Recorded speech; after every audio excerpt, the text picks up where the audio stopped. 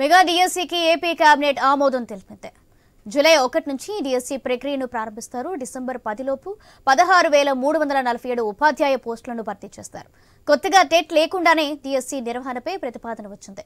అలాగే సీఎంగా చంద్రబాబు చేసిన 5 సంతకాలకు కేబినెట్ ఆమోదం తెలియజేసింది. ల్యాండ్ టైటిలింగ్ యాక్ట్ రద్దు, అన్నా క్యాంటీన్ల పునరుద్ధరణ, పింఛన్ల పెంపు, నైపుణ్య గణన అంశాలకు ఆమోదం తెలిపింది మంత్రివర్గం.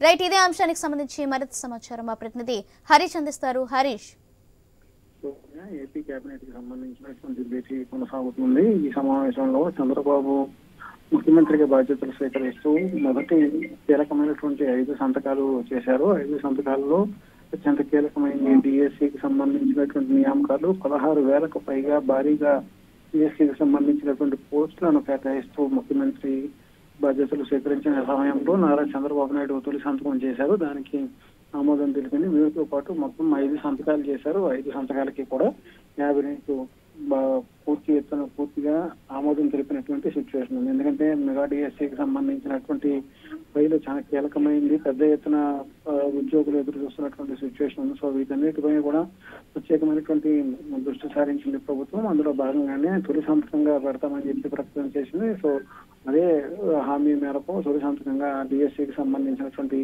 ఫైల్ పైన సంతకం పెట్టడం ఇప్పుడు కేబినెట్ లో కూడా ఆమోదం తెలపడంతో ఇక డిసెంబర్ నెలాఖరు నాటికి ప్రాసెస్ మొత్తం పూర్తి చేసేందుకు సన్నాహాలు జరుగుతున్నాయి. ఇక అన్నా క్యాంటీన్స్ కూడా దాదాపుగా 200 పైచలకు ఉన్నటువంటి అన్నా క్యాంటీన్స్ ను తిరిగి అధునాతన హంగులతో పెద్ద ఎత్తున స్థానికంగా ఉన్నటువంటి పంచాయతీ కావచ్చు, మున్సిపాలిటీ కావచ్చు, కార్పొరేషన్ సంబంధించినటువంటి అధికారులను కూడా భాగస్వామ్యం చేస్తూ అన్నా క్యాంటీన్ కి సంబంధించినటువంటి ఏర్పాట్లు చేయాలని చెప్పి కూడా కేబినెట్ లో నిర్ణయించారు. ఇలాగే మొత్తం 5 ప్రధానమైనటువంటి సంతకాలు చంద్రబాబు చేశారు. వాటన్నిటిపైన కూడా కేబినెట్ ఆమోదం తెలిపింది.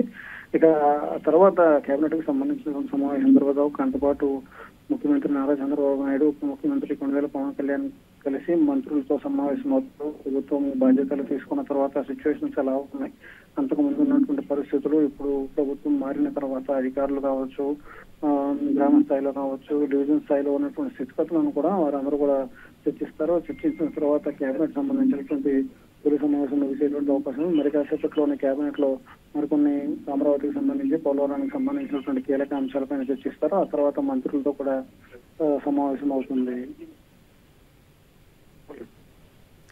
Right, thank you Harish.